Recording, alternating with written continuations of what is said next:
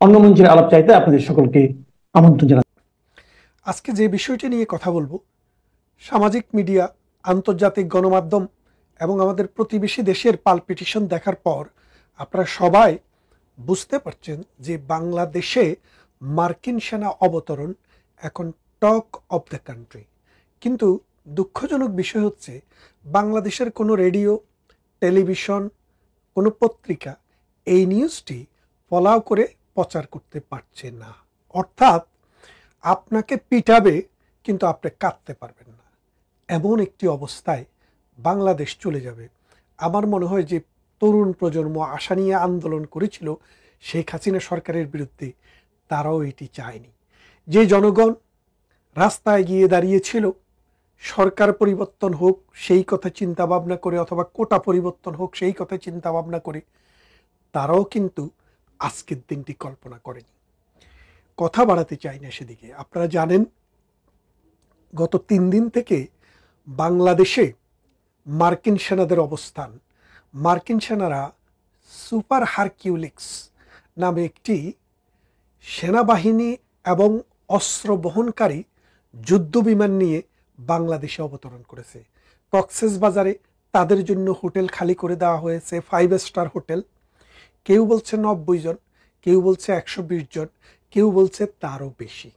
আমরা সঠিক সংখ্যা কোনোদিনও জানতে পারবো না, শুধুমাত্র তাদের উপস্থিতি দেখে আপনারা যেটুকু বুঝতে পারেন।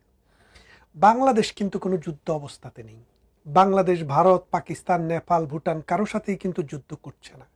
তাহলে বাংলাদেশে কেন সামরিক অস্ত্রবাহী জাহাজ, সেনাবাহিনী নিয়ে এই চট্টগ্রামে, এই কক্সবাজারে অবতরণ করবে, সেই বিষয়টি আমরা এখন খুবই সন্দিহান এবং ভীত সন্ত্রস্ত। ডক্টর ইউনূস 8 অগাস্ট 2024 ক্ষমতায় এসছেন, কিন্তু শেখ হাসিনার সরকার কিন্তু 5 আগস্টেই চলে গেছে। তাহলে 5 থেকে 8, এই যে 3টা দিন, এই 3 দিন ডক্টর ইউনূস কি করেছিলেন? ডক্টর ইউনূস এই 3 দিন আমেরিকার সাথে চুক্তিগুলো কমপ্লিট করছিলেন, যে আমার বাবারা আনি বসাচ্ছে, আমার বাবাদেরকে আমি কি দেব। আপনি যদি শেখ হাসিনার পুরনো বক্তৃতায় ফিরে যান, দেখবেন তিনি বলেছেন যে আমার কাছে একটি ঘাঁটি, সামরিক ঘাঁটি চাই, আমার কাছে সেন্ট মার্টিন দ্বীপ চাই, বাংলাদেশে একটা বেইট চাই।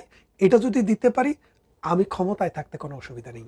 আর এটা যদি না দেই তাহলে আমাকে ক্ষমতার থেকে সরানোর জন্য ভাড়াটিয়া দালাল ঠিক করতেছে, আর এই দালালটা হচ্ছে ডক্টর ইউনূস। বাংলাদেশের মানুষ তাকে নোবেল লরিয়েট হিসেবে চিনতেন। এখন কিন্তু আপনারা আস্তে আস্তে তাকে যে দালাল, তিনি যে দালাল সেটাও চিনতে শুরু করেছেন।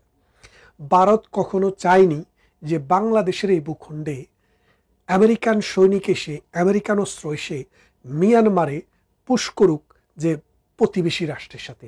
আপনারা জানেন মিয়ানমারে সরকারের সাথে রাখাইন বিদ্রোহীদের বা রাখাইন যোদ্ধাদের একটা যুদ্ধ চলছে দীর্ঘদিন। একটা সময়ে এসে মনে হয়েছিল মিয়ানমার সরকার এই অঞ্চলের দখল হারিয়ে ফেলবে, কিন্তু পরবর্তীতে তারা কিন্তু আবার সেই দখলটি পুনঃস্থাপন করেছে। এখনো যুদ্ধ চলছে। এখন কমাস আগে আপনারা দেখেছেন ডক্টর ইউনূসের কাছে আমেরিকা এখানে একটি করিডোর চেয়েছে। করিডোর নাম দিয়েছে কি মানবিক করিডোর। মানবিক করিডোর দিয়ে কি যাবে? মারণাস্ত্র, মানুষকে হত্যা করার গুলি, মানুষকে হত্যা করার জন্য ট্যাঙ্ক, মানুষকে হত্যা করার জন্য স্টেন গান, মেশিন গান, বোমা। তার মানে এই জাতিসংঘের তত্ত্বাবধানে অথবা আমেরিকার তত্ত্বাবধানে, তাদের সহযোগিতায় আমরা মানবিক করিডোর বলতে এখন যেটা বুঝি সেটা হচ্ছে মারণাস্ত্র পরিচালনা করার, মারণাস্ত্রকে নিয়ে যাওয়ার একটি করিডোর। সেই করিডোরটি আর্মি, বিডিআর, বিজিবি, পুলিশ সহ বাংলাদেশে যেসব শৃঙ্খলা বাহিনী আছে, সশস্ত্র বাহিনী আছে, তারা প্রতিবাদ করেছে। বিএনপি সহ বড় বড় রাজনৈতিক দলও এটার প্রতিবাদ করেছে, কারণ এটার কনসিকুয়েন্স অনেক গ্রেভ হইতে পারে। কারণ বাংলাদেশ থেকে যদি আমেরিকা প্রক্সি ওয়ার করে আমাদের মিয়ানমারের সাথে, ঠিক চায় না এই মিয়ানমারে এসে প্রক্সি ওয়ার করবে বাংলাদেশের সাথে। এখন বাংলাদেশ বনাম চায়না নাকি চায়না বনাম আমেরিকা, এখানে যুদ্ধ হবে। আর যুদ্ধের ব্যাটেল ক্ষেত্র হচ্ছে বাংলাদেশ। বাংলাদেশকে আপনি কোন দেশের সাথে তুলনা করবেন এখন? আপনি কি সিরিয়া, লেবানন অথবা গাজার সাথে তুলনা করবেন? ডক্টর ইউনূস কিন্তু বলেছিলেন যে বাংলাদেশের অবস্থা গাজার মতো। আসলে তখন গাজার মতো ছিল না।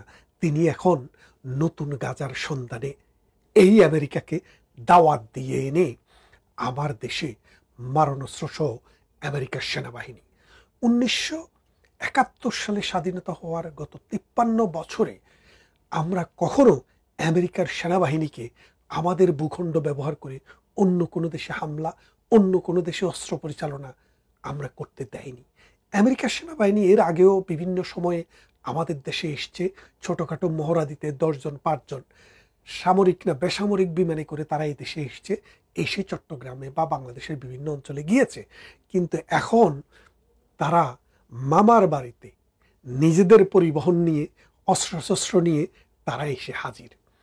এখন বাংলাদেশ প্রতিবেশী রাষ্ট্র, যার 3 দিক দিয়ে আমাদেরকে যারা ঘিরে রেখেছে, তাদের সাথে আমাদের কোনো আলোচনা হয়নি। তারা জানে না কি হচ্ছে, অথচ তাদের ভূমি থেকে আমাদের ভূমির দূরত্ব কয়েক হাত।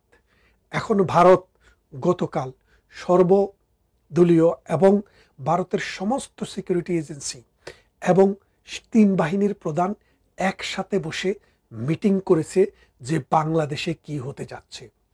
আমি যেতটুকু জানতে পেরেছি, ডক্টর ইউনূস মনে মনে একটা ভয় পেয়েছে। ভয়টা হচ্ছে ইন্ডিয়া বাংলাদেশকে দখল করতে পারে। এটা মানে জুজু ভয় আর কি। যার কারণে তিনি তার উপদেষ্টাদেরকে বুঝিয়ে আমেরিকার থেকে মার্কিন সেনাবাহিনী এনে ঢাকার মানে বাংলাদেশের চিটংয়ে এনে এখন নামিয়ে দিয়েছেন। এই যে অবস্থা, আপনারা খেয়াল করেন যে দুটি জিনিস আমরা প্রতিবাদ করেছি, আপনারা প্রতিবাদ করেছেন, আমাদের বাহিনীরা প্রতিবাদ করেছে, রাজনৈতিক দল প্রতিবাদ করেছে। তার একটি ছিল বন্দরটি দিয়ে দেওয়া, আরেকটি ছিল একটি করিডোর দেওয়া। এখন আমেরিকাকে করিডোর কিন্তু দিয়ে দিয়েছে। আপনারা জানেন কি না জানি না, বাংলাদেশের এই মিয়ানমার সীমান্ত দিয়ে কিন্তু আমেরিকার সেনাবাহিনীদের কিন্তু যাতায়াত শুরু হয়ে গেছে। ওখান দিয়ে কিন্তু গোপনে কিন্তু চলছে কাজ কারবার। এবং আমাদের সেন্ট মার্টিন 1 বছর হয়ে গেল প্রায়, এটাতে মানুষের যাতায়াত বন্ধ। এখন ওখানে কারা আছে, ওখানে কি আছে, আপনারা একটু খোঁজ খবর নিয়ে দেখেন যে আমেরিকান সেনাবাহিনীর ওখানে ইউনিট হয়ে গেছে। আমেরিকান সেনাবাহিনী এখন ওখান থেকে অপারেশন চালানোর চেষ্টা করছে। তার মানেটা কি দাঁড়াচ্ছে দেখেন, আমাদের ভূখণ্ডেরই একটা অংশ, আমাদের একটি দ্বীপ, আমাদের মানুষ যেতে পারছে না। এবং আমরা শুনেছি সেখানে যে স্থানীয় বাসিন্দা আছে তাদেরকে নানাভাবে প্রলোভন দেওয়া হচ্ছে যে তোমরা এখান থেকে চলে যাও, তোমাদেরকে অমুক দেশে তমুক দেশে পাঠিয়ে দেওয়া হবে, অমুক জায়গায় বাড়ি করে দেওয়া হবে, তমুক জায়গায় বাড়ি করে দেওয়া হবে। অর্থাৎ দ্বীপটি খালি করার একটি প্রকল্প চলছে। এই দ্বীপকে কেন্দ্র করে ভবিষ্যতে কি হতে যাচ্ছে আপনারা দেখবেন। এখন আমরা শুধু বলে যাচ্ছি, আপনারা বিশ্বাস করছেন না। এই দ্বীপটি আর আমাদের থাকছে না। তার মানেটা হচ্ছে ভারতকে ভয় দেখানোর জন্য আমেরিকার সেনাবাহিনী এখানে নিয়ে আসা হয়েছে, এক। দ্বিতীয়ত, এই আমেরিকান সেনাবাহিনী দিয়ে মিয়ানমারে যে রাখাইন সেনারা আছে তাদেরকে ট্রেনিং এবং অস্ত্র দিবে এই আমেরিকান বাহিনী। তার মানে করিডোরও হয়ে গেল, বাংলাদেশে তাদের স্থায়ী বন্দরও হয়ে যাচ্ছে। খুব শীঘ্রই আপনারা শুনবেন যে বাংলাদেশের কুতুবদিয়ায়, সেন্ট মার্টিনে অথবা মহেশখালীতে একটি সি পোর্ট হবে। সেখানে এই সি পোর্টটির বেস হবে আমেরিকার সেনাবাহিনীর। সাম্প্রতিক সময় আপনারা জানেন এই যে মিডল ইস্টে সবচাইতে বড় সামরিক ঘাঁটি হচ্ছে উপসাগরে, যেটা কাতার বেসড, অর্থাৎ কাতারের সাথে আমেরিকার সবচাইতে বড় সামরিক ঘাঁটি। অথচ কাতারে যখন হামলা করে আমেরিকান সেনাবাহিনী কি করেছে, কাতারকে রক্ষা করার জন্য আমেরিকান সেনাবাহিনী একটি কথাও বলেনি, একটি বোমাও ছাড়েনি, একটি গুলিও চালায়নি। তার মানে আমেরিকার নিজের স্বার্থের জন্য যা দরকার তাই করে। তারা কখনো অন্য কোনো দেশের স্বার্থ, অন্য কোনো দেশের স্বাধীনতা, সার্বভৌমত্ব অথবা অর্থনীতির প্রতি তোয়াক্কাই করে না। এখন ডক্টর ইউনূস বাংলাদেশকে যেদিকে নিয়ে যাচ্ছে, আমেরিকা কি ভারতের সাথে যুদ্ধ করার জন্য প্রস্তুতি নিচ্ছে? আমি মনে করি যদি আমেরিকা ভারতের সাথে যুদ্ধ করার প্রস্তুতি নিয়ে বাংলাদেশের ভূমিকে ব্যবহার করে, মিয়ানমারের সাথে যুদ্ধ করার প্রস্তুতি নিয়ে এই বাংলাদেশের ভূমিকে ব্যবহার করে, তাহলে এটা ভিয়েতনামের মতো রক্তক্ষয়ী ওয়ার হবে, যুগের পর যুগ, প্রজন্মের পর প্রজন্ম আমার বাঙালি ছেলেমেয়েরা শুধু যুদ্ধ দেখবে, শুধু অস্ত্র জনজনানি শুনবে, শুধু রক্ত দেখবে, হোলি খেলা দেখবে, স্বাধীনতা দেখবে না, দেশের উন্নয়ন দেখবে না, তার ভবিষ্যৎ দেখবে না। ডক্টর ইউনূসকে আপনারা খাল কেটে যে কুমির নিয়ে এসছেন, এই কুমির আপনাদের সন্তানদেরকে খাবে, তাদের ভবিষ্যৎ খাবে, আপনাদের ভূখণ্ড খাবে, আপনাদের অর্থনীতি খাবে, পরবর্তীতে আপনাদেরকেও গিলে ফেলবে। এই কুমিরকে আপনি যদি এই খালের পানি না করতে পারেন, শুকাতে না পারেন, এই কুমিরকে যদি এ দেশ থেকে বিতাড়িত করতে না পারেন, আগামীর ভবিষ্যৎ বাংলাদেশের আকাশে শুধু কালো মেঘ, কালো ধোঁয়া আর বারুদের গন্ধ।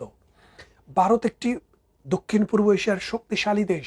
ভারত কখনো চাইবে না বাংলাদেশের মতো ছোট একটি দেশে আমেরিকার থেকে সেনাবাহিনী এসে ঘাঁটি করুক, আর ঘাঁটি করে ভারতকে ভিজিলেন্ট করুক, চায়নাকে ভিজিলেন্ট করুক, মিয়ানমারকে ভিজিলেন্ট করুক, পাকিস্তানকে ভিজিলেন্ট করুক। কারণ এই অঞ্চলের মাতাব্বরি আমেরিকা এসে করবে, এই দক্ষিণ পূর্ব এশিয়ার কোনো একটি দেশও চায় না, একমাত্র ইউনূস ছাড়া।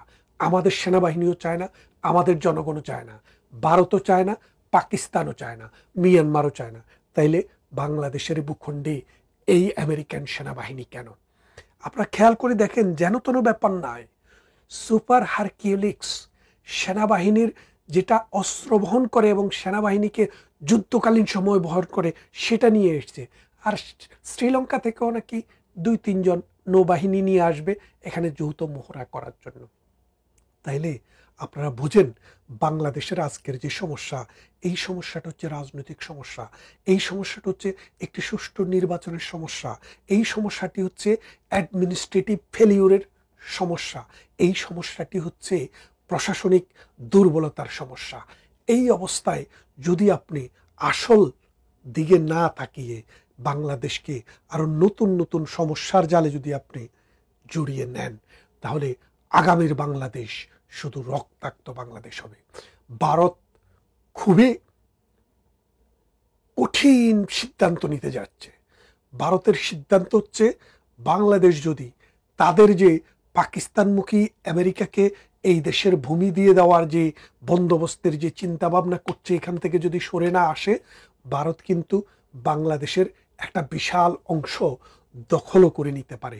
কারণ আপনি ব্যাপারটা দেখেন, এই যে ইউক্রেন যখন দখল করে নিয়ে রাশিয়া, তখন আমেরিকা কি করেছে? আমেরিকার প্রেসিডেন্ট এসে বলেছে যে তোমাদের অর্ধেক অংশ ছেড়ে দিয়ে ওদের সাথে সমঝোতা করো। কিন্তু ইউরোপিয়ান ইউনিয়নের যে সদস্য ব্রিটেন, ওরা বলছে না, রাশিয়ার সাথে আমরা যুদ্ধ করব, আমরা সবাই সাহায্য দেব, কিন্তু আমরা রাশিয়ার সাথে ভূমির অংশ দিয়ে এই সমঝোতা চাই না। এখন আমেরিকা যেভাবে চাচ্ছে বাংলাদেশে যা হচ্ছে, বাংলাদেশে যেটা হবে, এর ফলে যদি ভারত যদি বাংলাদেশের কোনো একটি অংশ দখল করে নিয়ে যায়, আমাদের সেনাবাহিনীর সেরকম কি সক্ষমতা আছে? আর আমরা কি কোটি কোটি টাকা দিয়ে আমেরিকার সেনাবাহিনী পালতে পারবো? কারণ ভারত তো পরীক্ষিতভাবে আমাদের বন্ধু প্রতিম একটা দেশ। আমাদের যখন দুঃসময় ছিল 71-এ, সে সময় আমাদের পাশে এসে দাঁড়িয়েছে। আজকে আপনি ভারতকে বৃদ্ধাঙ্গুলি দেখানোর চেষ্টা করছেন, আমেরিকার দালালদেরকে ডেকে এনে, বেনিয়াদেরকে ডেকে এনে, এর ফল ভালো হবে না। আসুন ডক্টর ইউনূসের এই কুমতলব আমরা তাকে লাল কার্ড দেখিয়ে বলে দেই, বুঝিয়ে দেই, এই বাংলাদেশ 30 লক্ষ মানুষের রক্তে গড়ে ওঠে একটি স্বাধীন দেশ। এদেশে এই দালালি আর বেশি দিন চলবে না। ভালো থাকবেন, কথা হবে অন্য কোনো ইস্যুতে, অন্য কোনো ভিডিও।